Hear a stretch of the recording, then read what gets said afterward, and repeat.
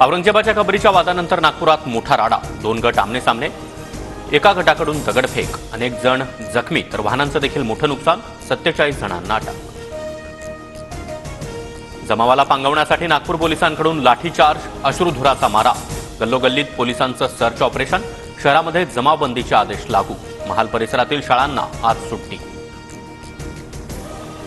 नागपुरात दगडफेकीतील तब्बल अर्धा ट्रॉली दगड पोलिसांकडून जमा, महाल परिसर, भालदारपुरी आणि हंसापुरी भागात जाळपोळ आणि दगडफेकीमध्ये 40 पेक्षा अधिक पोलीसही जखमी. अफवांवर विश्वास ठेवू नका, सर्वांनी कायदा आणि सुव्यवस्थेचं पालन करावं, मुख्यमंत्री फडणवीस, केंद्रीय मंत्री नितीन गडकरींचं नागपूरकरांना आवाहन. सत्ताधारी मंत्र्यांकडूनच शांत असलेला महाराष्ट्र पेटवण्याचं काम, 400 वर्षांपासून औरंगजेबाची कबर, मात्र आताच राजकारण सुरू, नागपुरातील राड्यानंतर विजय वडेट्टीवार यांचा आरोप.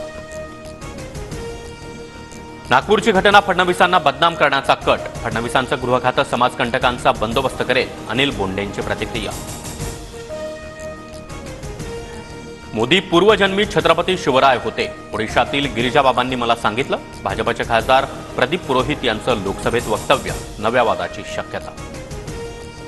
औरंगजेबाची कबर हटवली पाहिजे, हीच आमची भूमिका, अर्जुन खोतकर यांची मागणी, तर कबर हटवण्यासाठी सुरू असलेलं आंदोलन नौटंकी, कबर हटवायची असेल तर मोदींनी फोन करावा, आदित्य ठाकरेंची टीका.